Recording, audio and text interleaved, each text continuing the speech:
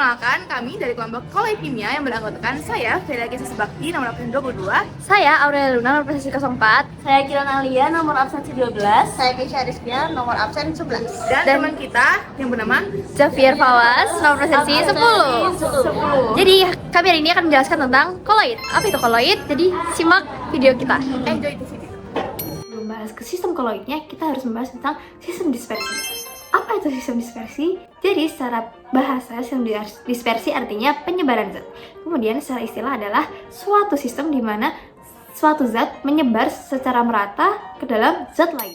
Dispersi ini terdapat dua bagian, yaitu yang pertama adalah zat yang menyebar disebut dengan zat terdispersi atau fase terdispersi. Kemudian yang kedua adalah medium tempat di mana zat tersebut menyebar, yaitu medium pendispersi.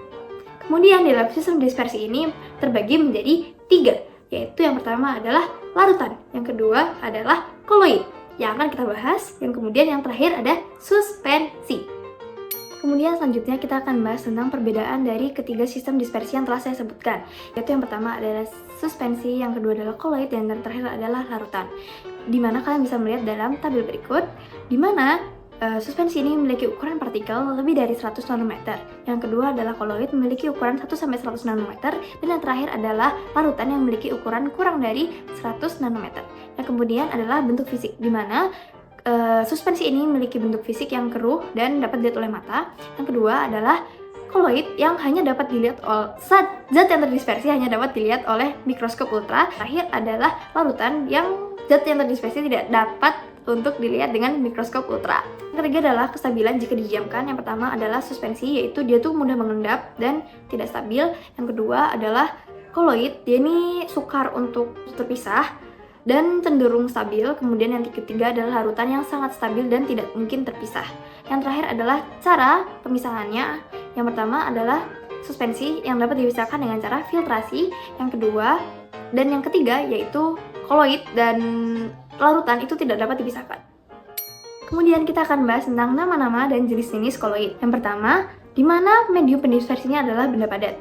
Kemudian, ketika medium pendispersinya benda padat, kemudian fase terdispersinya adalah padat juga, itu disebut dengan sol padat.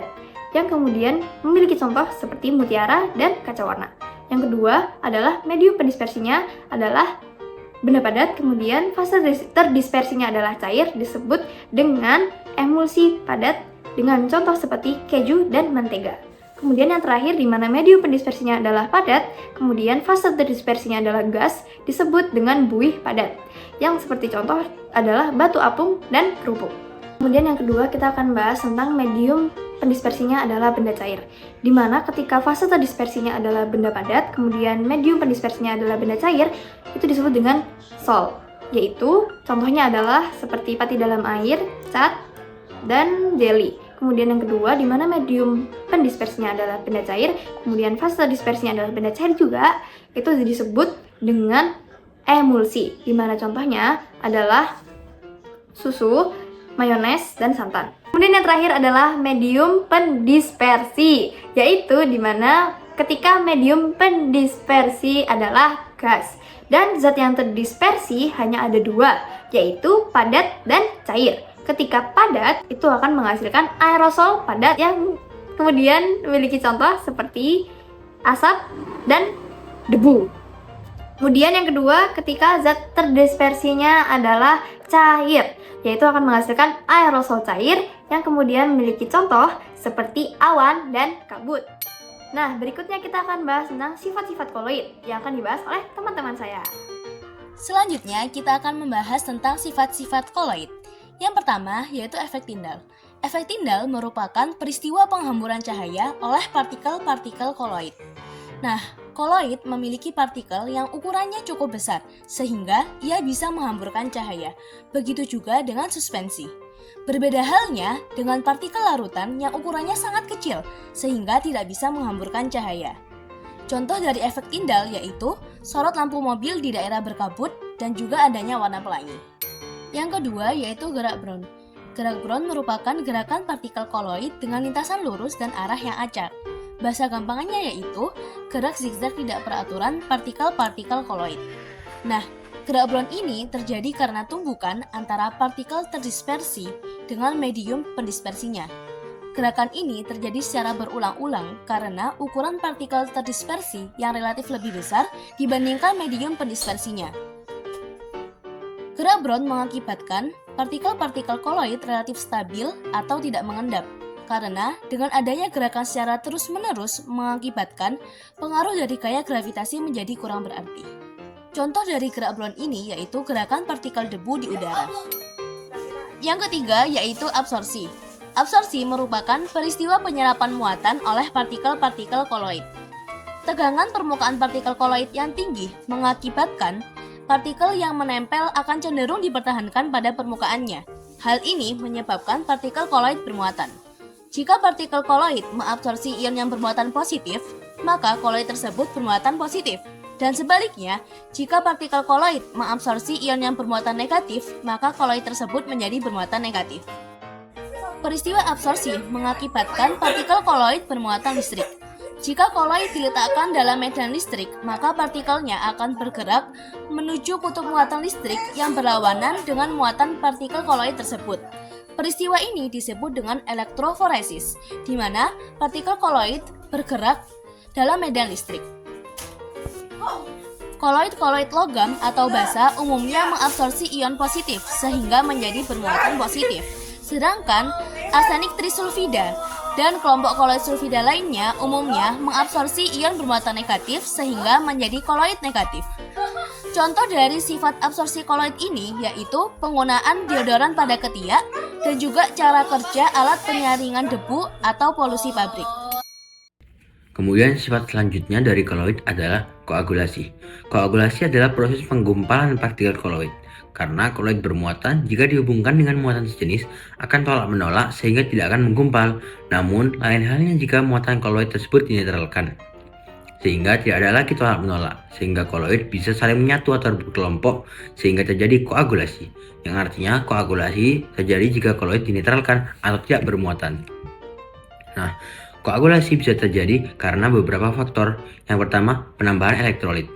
Ketika elektrolit ditambahkan ke dalam larutan koloid, ion-ion dari elektrolit tersebut akan menetralkan muatan partikel koloid, menyebabkan partikel-partikel tersebut bergabung. Misalnya mencampur koloid positif dengan koloid negatif, sehingga muatannya akan saling menetralkan. Begitu juga koloid yang bermuatan baik itu positif atau negatif ditambahkan dengan larutan elektrolit.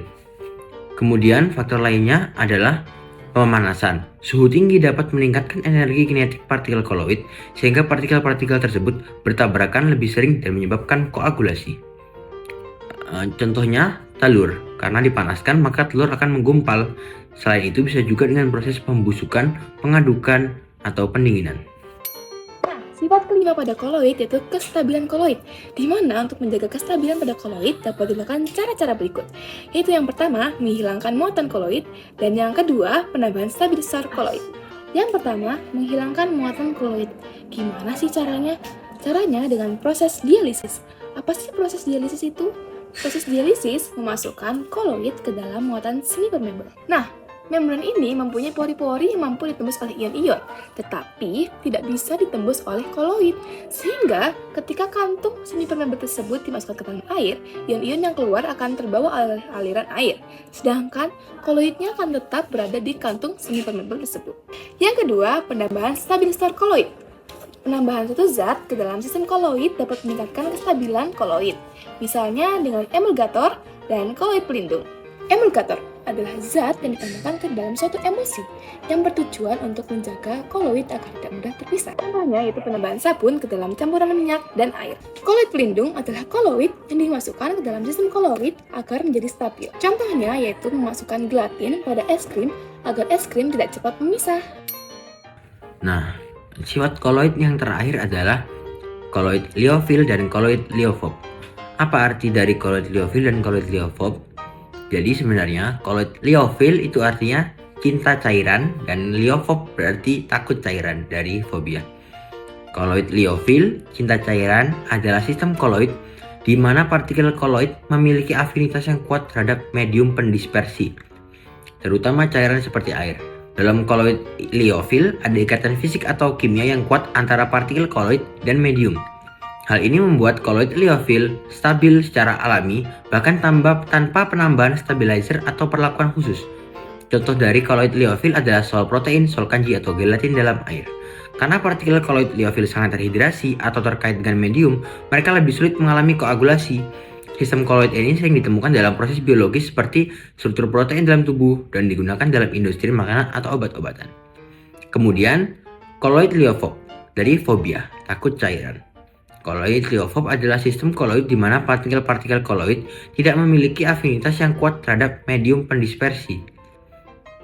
Akibatnya, koloid liofob kurang stabil dibandingkan dengan koloid liofil. Dalam koloid liofob, partikel koloid hanya terdispersi secara mekanis di dalam medium tanpa adanya ikatan yang kuat.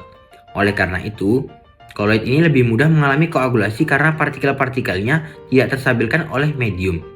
Contoh dari koloid liofob adalah sol logam seperti sol emas, sol sulfur, atau sol besi hidroksida. Koloid jenis ini umumnya memerlukan penambahan agen stabilizer atau surfaktan untuk mempertahankan kestabilannya dalam jangka waktu yang lama. Nah, dalam presentasi berikut ini dilampirkan perbandingan dari sifat sol liofil dan sol liofob. Yang pertama, daya absorpsi terhadap medium. Sol liofil mengabsorpsi mediumnya seperti yang telah dijelaskan tadi, sementara sol liofob tidak mengabsorpsi mediumnya. Yang kedua, efek Tyndall. Efek Tyndall pada sel liofil lemah dibandingkan dengan sel liofob, efek Tyndallnya lebih jelas. Kemudian viskositas atau kekentalan. Kekentalan atau viskositas di sel liofil lebih besar dari mediumnya. Sementara di sel liofob, viskositas hampir sama dengan mediumnya. Kemudian sifat koagulasi, sel liofil tidak mudah digumpalkan dengan penambahan elektrolit. Dan sol liofob juga tidak mudah digumpalkan dengan penambahan elektrolit.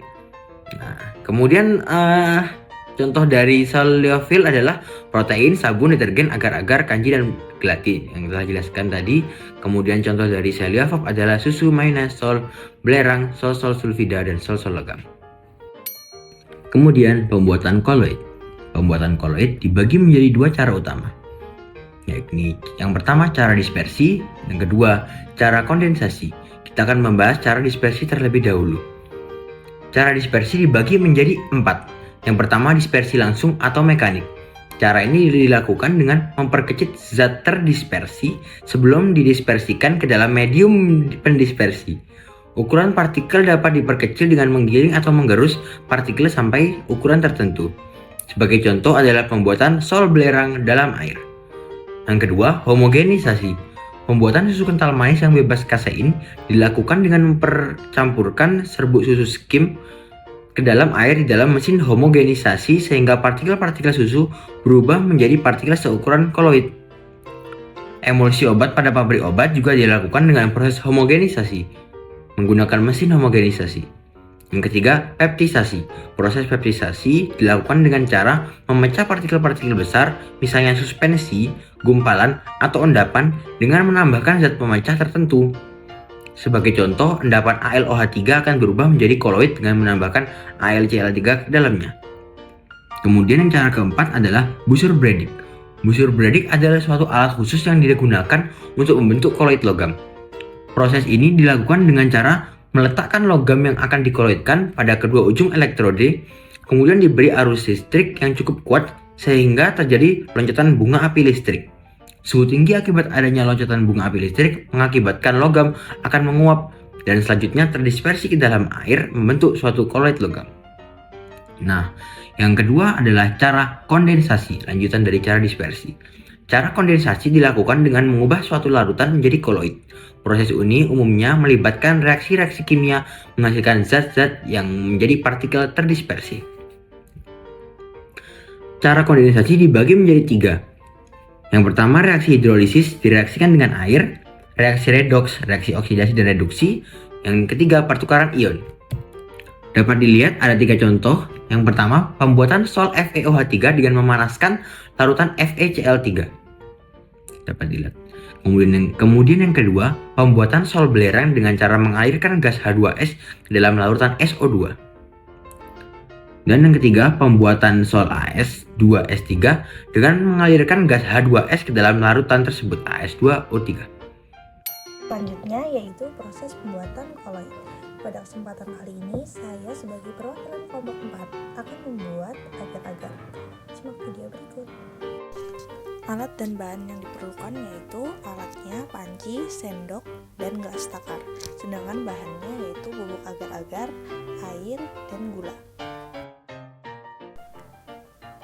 Jenis koloid dari agar-agar sendiri yaitu termasuk jenis koloid emulsi padat.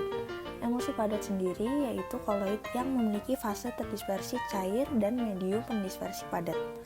Agar-agar merupakan campuran antara air atau fase terdispersi dengan bubuk agar-agar atau medium pendispersi. Agar-agar adalah koloid jenis gel dengan medium pendispersi padat dan medium terdispersi cairan. Agar-agar juga termasuk koloid jenis gel. Nah, gel terbentuk karena adanya fase terdispersi mampu mengabsorpsi medium pendispersinya. Selanjutnya, sifat koloid pada agar-agar. Agar-agar ini termasuk dalam jenis koloid liofil. Koloid liofil adalah koloid yang mengabsorpsi atau menyerap cairan sehingga terbentuk selubung di sekeliling koloid. Pada pemasangan agar-agar terjadi reaksi hidrolisis. Bagaimana sih proses pembentukan koloid pada agar-agar? Seperti pada pembahasan sebelumnya, pemasangan agar-agar terjadi hidrolisis. Apabila suhu menurun, maka keregunan akan membentuk struktur double helix dan membentuk polimer. Apabila penurunan suhu terus dilanjutkan, polimer-polimer ini akan terikat saling silang secara kuat dengan makin bertambahnya bentuk helix yang akan terbentuk agregat yang membentuk gel kuat. Saat dipanaskan di air, molekul agar-agar dan air akan bergerak bebas. Sedangkan saat didinginkan, molekul-molekul agar-agar mulai saling merapat, memadat, dan membentuk kisi-kisi yang mengurung molekul air, sehingga terbentuk sistem koloid padat cair. Sekarang kita langsung aja ke proses pembuatan dari agar-agar. Pertama-tama, masukkan air, bubuk agar-agar, dan gula secukupnya ke dalam panci. Lalu aduk hingga rata.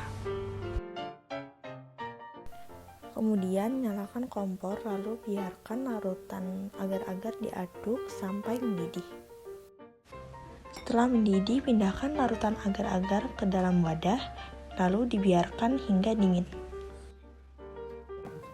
Nah, dari hasil percobaan yang telah dilakukan terbukti bahwa agar-agar termasuk koloid. Hal ini dikarenakan pada proses pembuatan agar-agar saat dipanaskan terbentuk struktur gel, lalu molekul-molekul agar-agar dan air bergerak bebas. Kemudian saat didinginkan, molekul-molekul agar-agar merapat, memadat, dan membentuk kisi-kisi yang mengurung molekul air. Nah, sehingga pada sistem ini fase terdispersinya yaitu air, sedangkan fase pendispersinya yaitu molekul agar-agar. Segitu saja penjelasan dari saya. Terima kasih. Nah, itu semua. Sekian dari kami. Mohon maaf jika ada salah kata. Wassalamualaikum warahmatullahi wabarakatuh. Dadah.